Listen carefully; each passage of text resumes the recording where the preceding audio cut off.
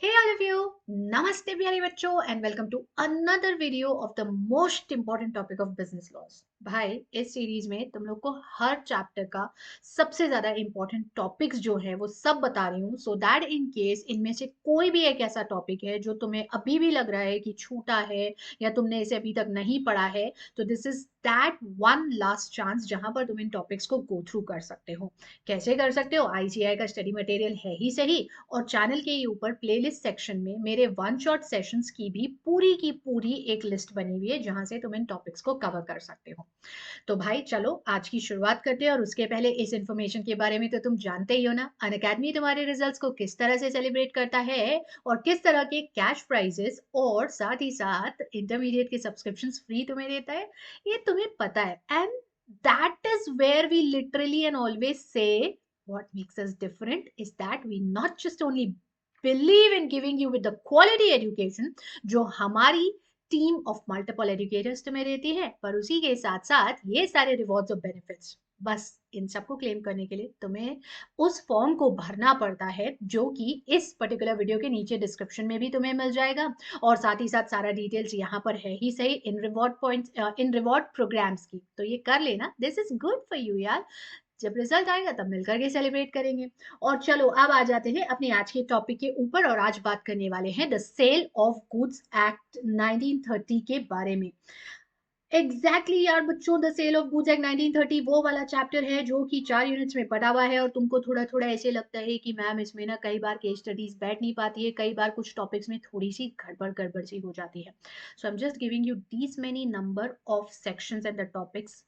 इसे तो बिल्कुल किसी कीमत पे मत छोड़ना, फिर तुम सोगा के बनने वाले क्वेश्चंस में से मैक्सिमम निकाल लोगे। ओके, देखो यूनिट नंबर 1 में गुड्स और डिलीवरी की डेफिनेशन, जो formation of contract of sale पहला तुम्हारा यूनिट है, यहाँ पर गुड्स और डिलीवरी इन दोनों की डेफिनेशन, इन दोनों की टाइप्स बहुत अच्छे से करना है तुमको।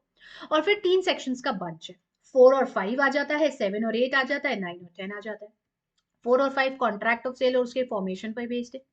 7 और 8 तुम्हें बताता है अगर गुड्स पेरिश होते हैं तो कॉन्ट्रैक्ट के बाद और अग्रीमेंट बनने के बाद, लेकिन उसका कॉन्ट्रैक्ट ऑफ सेल में कन्वर्ट होने के पहले, तो रिस्क किस पर जाता है। और 9 और 10 असरटेनमेंट ऑफ प्राइस से रिलेटेड।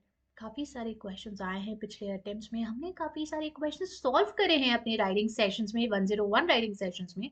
तो मेक श्योर यूनिट नंबर 1 के ये टॉपिक्स बिल्कुल मत छोड़ना, ठीक है।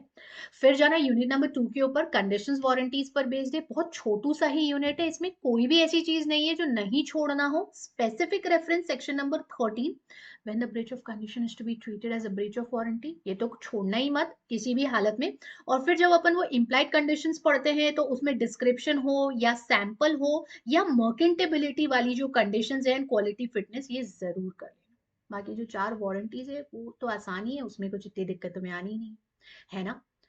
यूनिट नंबर 3, अच्छा यूनिट नंबर 2 में तुम्हारा डॉक्ट्राइन ऑफ कैविट एम्प्टर भी याद है। Yes, and please do not forget section number 16, the doctrine of caveat emptor as well. अगर तुम स्पेसिफिकली सिर्फ डॉक्ट्राइन ऑफ कैविट एम्प्टर समझना चाहते हो तो चैनल के वीडियोस वाले सेक्शन में तुम्हें मेरा डॉक्ट्राइन ऑफ कैविट एम्प्टर का एक सेपरेट वीडियो दिख जाएगा, जहां पर तुम इस पूरी डॉक्ट्राइन को बहुत जल्दी से कुछ 10-15-20 मिनट में समझ सकते हो। Got it? अब आता है यूनिट नंबर 3, जो थोड़ा सा बड़ा यूनिट होता है सेल ऑफ गुड्स एक्ट का, और यहाँ पर 18-19 तो बेसिक सेक्शंस है, आइडेंटिफिकेशन ऑफ गुड्स और इंटेंशन ऑफ पार्टीज पर बेस्ड है, पर किस तरह से प्रॉपर्टी ट्रांसफर होती है in case of specific ascertain और अनअसर्टेन गुड्स, जो कि 20, 21, 22, 23 में कवर होता है। अप्रूवल बेसिस का सेल जो कि 24 में आता है, डिस्पोजल 25 का, and risk passes with ownership 26। ये जरूर कर लेना, इन सेक्शंस को एक बार अच्छे से देखना, केस स्टडीज इन्हीं से निकलती है, specially section number 24 sale on return और अप्रूवल बेसिस, ठीक है। फिर transfer of title by non owners पे जाओगे 27 से 30, ये तो पूरे के पूरे पांचों पॉइंट तुम्हें बहुत अच्छे से याद है। और फिर जब डिलीवरी की कंडीशंस आती हैं तो उसमें पर्टिकुलरली 33, 34, 37 रॉन्ग क्वांटिटीज वाला, या बायर का लाइबिलिटी अगर वो निग्लेक्ट करता है या रिफ्यूज करता है to take delivery on time, ये चीजें जरूर करना यूनिट 3 में, ठीक है। Then would come the last unit, और वो होगा तुम्हारा यूनिट नंबर 4, जो अनपेड सेलर पर बेस्ड है। अनपेड सेलर की डेफिनेशन तो ठीक है, ऐसे कुछ खास नहीं, लेकिन हाँ जो लीन के और स्टॉपेज इन ट्रांजिट के प्रोविजंस है, स्पेशली लीन कब एक्सरसाइज होता है, स्टॉपेज इन ट्रांजिट खत्म कब हो जाता है, वो वाले पॉइंट्स जरूर करना। रीसेल को एक बार जरूर देखना।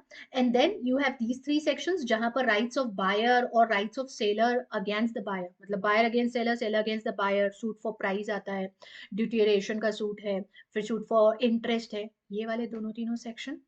And last but not the least, काफी बार आ चुका है तुम्हारा ऑक्शन सेल, जो कि हमने पढ़ा ही है, जिसको लेकर के हमने काफी सारे क्वेश्चन भी करे हैं।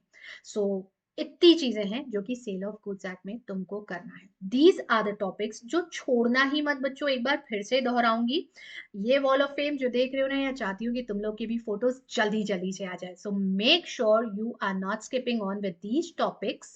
और भाई वैसे तो यार जनवरी 5 लिखे हैं, पर बता दूं आपको, अगर आप वो बच्चे हो जो फाउंडेशन या इंटरमीडिएट की सब्सक्रिप्शन का प्लान हमारे साथ कर रहे हो, तो CSP10 ये कोड लगा करके मैक्सिमम डिस्काउंट आप अवेल कर सकते हो अनअकैडमी पर।